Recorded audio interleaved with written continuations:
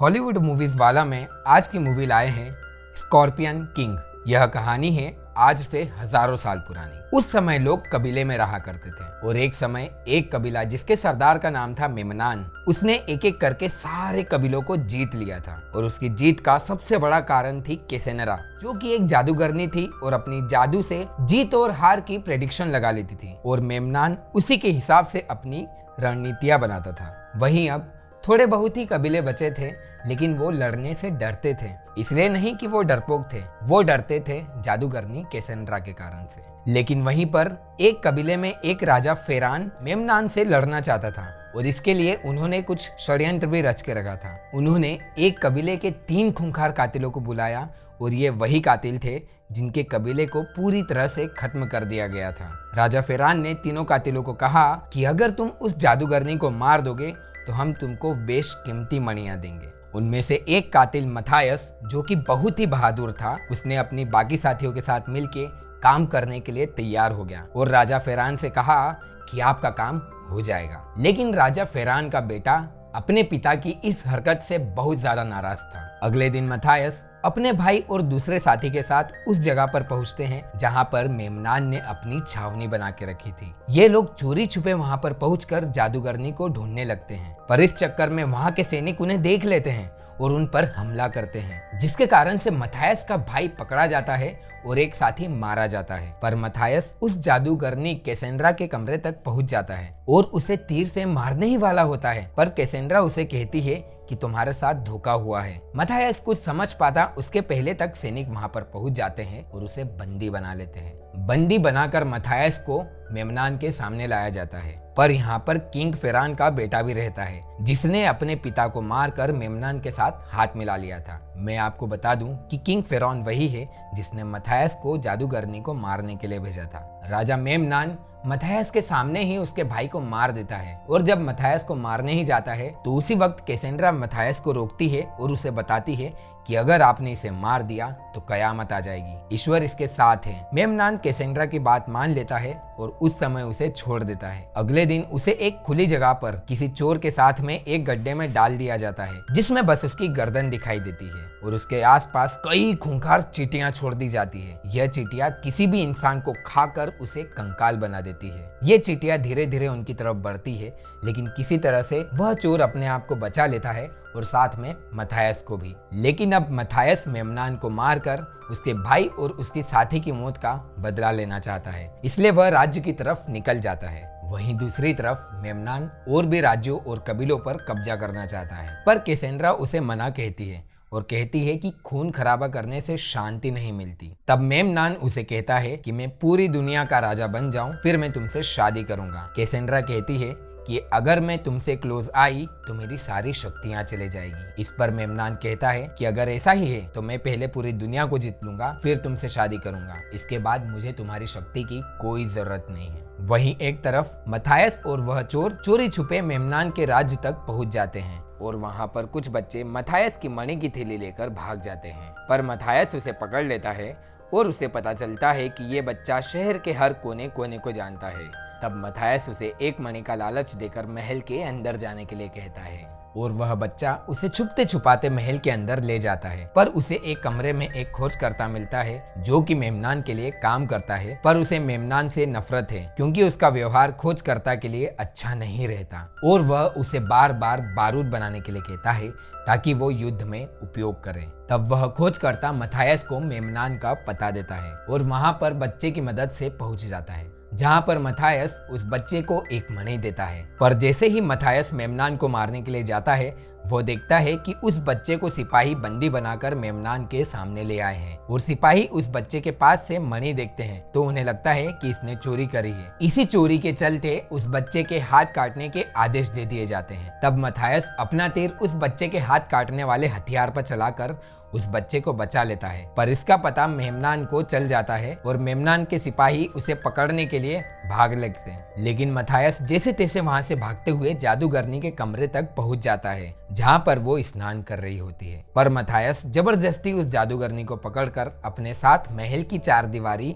और शहर के बाहर ले जाता है, क्योंकि उसे पता है कि मेमनान उस जादूगरनी को ढूंढने के लिए शहर से बाहर जरूर निकलेगा और जैसे ही वह बाहर निकलेगा वो उसे मार देगा और उसके बाद में जादूगरनी को भी मार देगा। अब ये वैली ऑफ डेड यानी कि मुर्दों की घाटी की तरफ निकल जाते हैं, जहाँ पर एक जगह ये लोग सो रहे होते हैं। लेकिन वहाँ पर जादूगरनी कैसेंड्रा भागने की कोशिश करती है, लेकिन मथायस उसे देख लेता है और उसे पकड़कर बोलता है कि तुम यहाँ से भागने की कोशिश कर रही हो। तब कैसेंड्रा कहती है कि मुझे बचपन से मेमनान ने बंदी बनाकर रखा था और मैं यहाँ से भागकर वहाँ पर नहीं जाती। और इसके साथ ही वो मथायस को बताती है कि मैंने अपने जादू से देख लिया था कि तुम मुझे महल से बाहर ले जाओगे, इसलिए मैंने तुम्हारी जान बचाई थी। मथायस उसे छोड़ देता है और कहता है कि अगर तुम जाना चाहती हो तो जा सकती हो, लेकिन बाहर की दुनिया मुझसे ज्यादा खतरनाक है। जादूगरनी कैसेंड्रा वहाँ पर रुक जाती है और अगली सुबह हम देखते हैं कि मेमनान खुद नहीं आया, पर उसने अपने सैनिकों को भेज दिया है और वो उनसे ज्यादा दूर नहीं है और उनका लगातार पीछा कर रहे हैं। मथायस को जब ये पता चलता है तो वो उनसे लड़ने के लिए आगे बढ़ जाता है। उसे पता रहता है कि अभी तूफान आने वाला है, इसलिए वह आंखों में कुछ पहनकर उनको मारने के लिए उनकी तरफ जाता है। तूफान आने से सारे सैनिक परेशान हो जाते हैं। इसी का फायदा उठाकर मथायस सारे सैनिकों को मार देता है। पर राजा मेमनान के सबसे खास सैनिक के पास एक तीर होता है जिसमें बिच्छू का जहर होता है और वो तीर मथायस के पैरों में लग जाता है, जिसके कारण से मथायस के शरीर में वो जहर चढ़ने लगता है। लेकिन जादूगरनी कैसेंड्रा अपने जादू से उस जहर को बाहर निकाल देती है। इस तरह से मथायस की जान बच जाती है। अगली सुबह मथायस एक पंछी के जरिए मेमनान तक एक संदेश भेजता है, जिसमें वो बताता है कि तुम्हारे सारे सैनिक मारे जा चुके हैं। पर मेमनान यहाँ के बाकी सैनिकों से झूठ बोलता है कि मथायस मारा गया। सैनिकों के द्वारा जादूगरनी के बारे में पूछने पर मेमनान उनसे झूठ कहता है कि उनकी अभी तबीयत खराब है और वो अभी आराम कर रही है, क्योंकि उसे पता है कि अगर सैनिकों को पता चल गया कि जादूगरनी महल में नहीं है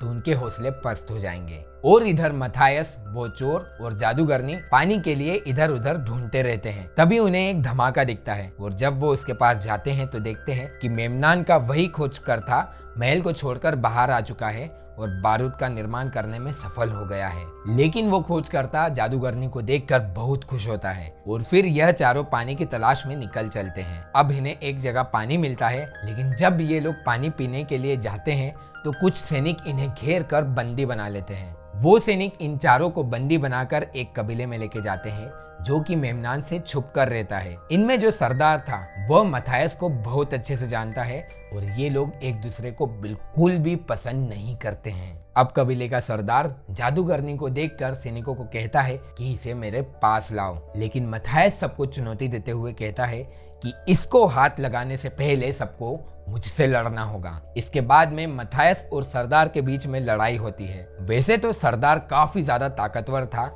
लेकिन मथायस उसे हरा देता है और उसे समझाता है कि हम दोनों का दुश्मन एक ही है और हमें उन्हें मारना चाहिए। तब सरदार पूछता है कि मेमनान को मारने के लिए युद्ध में सबसे आगे कौन आएगा। तब मथायस कहता है मैं मारूंगा। इसके बाद में रात में कैसेंड्रा के पास एक बच्चा आता है और वो उसे जैसे ही हाथ लगाती है तो उसे एक विजन आना शुरू हो जाते हैं। विजन में वो देखती है कि मेमनान के सैनिक इस कबीले को पूरी तरह से बर्बाद कर देते हैं और कई मासूम लोगों की जान ले लेते हैं। इस विजन को देखकर कैसेंड्रा मथायस के पास जाती है और उसे अपना सपना बताती है। तब मथायस कहता है कि तुम चिंता मत करो, मेमनान मेरे हाथों से ही मारा जाएगा। इसके बाद जैसे ही वो मथायस को हाथ लगाती है तो उसे फिर से विजन आता है कि लड़ाई में मथायस की मृत्यु हो जाएगी। तब जादूगरनी मथायस को ये बात बताते हुए कहती है कि तुम मारे जाओगे और यही तुम्हारी डेस्टिनी है। तब मथायस कहता है कि मैं मरूं या ना मरूं, लेकिन मेरी डेस्टिनी मैं खुद लिखूंगा। इसके बाद में ये दोनों काफी ज्यादा करीब आ जाते हैं, जिसके कारण से जादूगरनी कैसेंड्रा की शक्ति चली जाती है। लेकिन उसके बाद में जादूगरनी चुपचाप रात के अंधेरे में महल की ओर चली जाती है, क्योंकि वह नहीं चाहती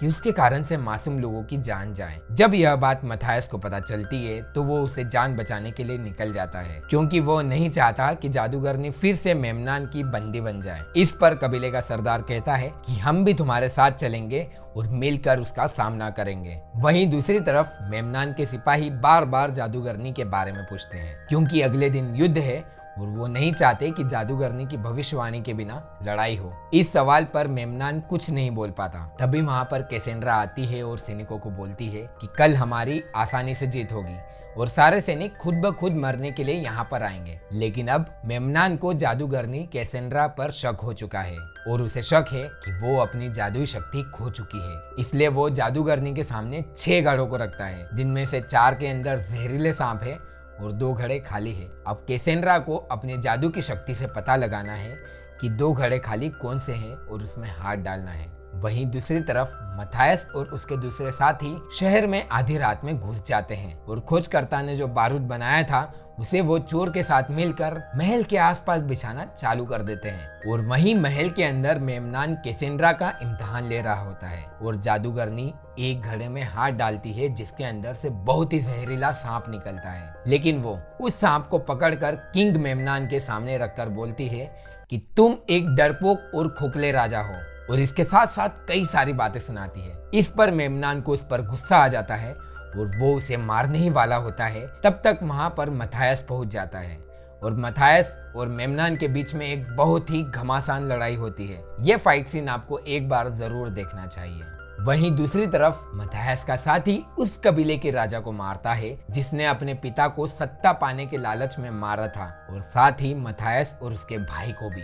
इसके साथ ही वह मेमनान के कई सैनिकों को मौत के घाट उतार देता है। यहाँ पर मथायस और मेमनान की घमासान लड़ाई में मेमनान मथायस की आंखों में धूल और अंगारे डाल देता है, जिससे उसका ध्यान विचलित हो जाता है। वहीं पीछे से एक तीरंदाज आता है और मथायस को तीर मारने ही वाला होता है, लेकिन यह सब कैसेंड्रा देख लेती है और वो मथायस को बचाने के लिए वो तीर अपने सीने पर खाना चाहती है। और ये सब मथायस देख लेता है और कैसेंड्रा को बचाते हुए वो तीर मथायस की पीठ पर लग जाता है। ये सब वही विजन है जो कैसेंड्रा ने देखा था। अब वह तीरंदाज अपनी तलवार से फिर से मथायस को मारने के लिए आगे बढ़ता है, लेकिन तब तक कैसेंड्रा उस तीरंदाज को मार देती है। पर अब मथायस काफी ज्यादा घायल और कमजोर हो चुका है और वो अपने ही पास में पड़े तीर को उठाता है और अपनी पीठ में लगा हुआ तीर निकालकर मेमनान की तरफ निशाना लगाता है। लेकिन इस तरह के तीरों को मेमनान अपने हाथों और तलवार से रोकने में एक्सपर्ट होता है,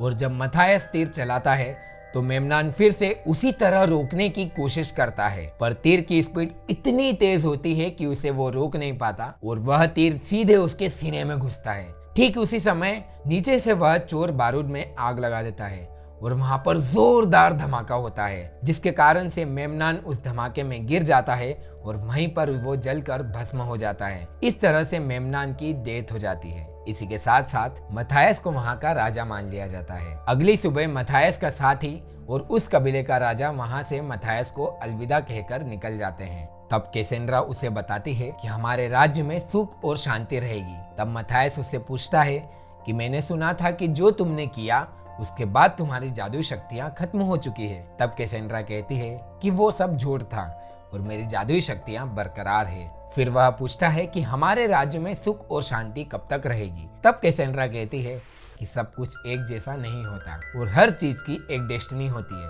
तब मथायस कहता है कि फिर तो मैं अपनी डेस्टिनी खुद ही लिख लूंगा। इसी के साथ यह कहानी खत्म हो जाती है और यह फिल्म अपने आप में ही बहुत ही बेहतर फिल्म है। एक बार इसे आपको जरूर देखना चाहिए। इस फिल्म की रिलीज डेट सन 2002 और इसकी IMDb रेटिंग 5.5 है। इस फिल्म का बजट $60 मिलियन था और बॉक्स ऑफिस पर इसने $108 मिलियन की कमाई की थी। मिलते हैं अगले वीडियो में। धन्यवाद।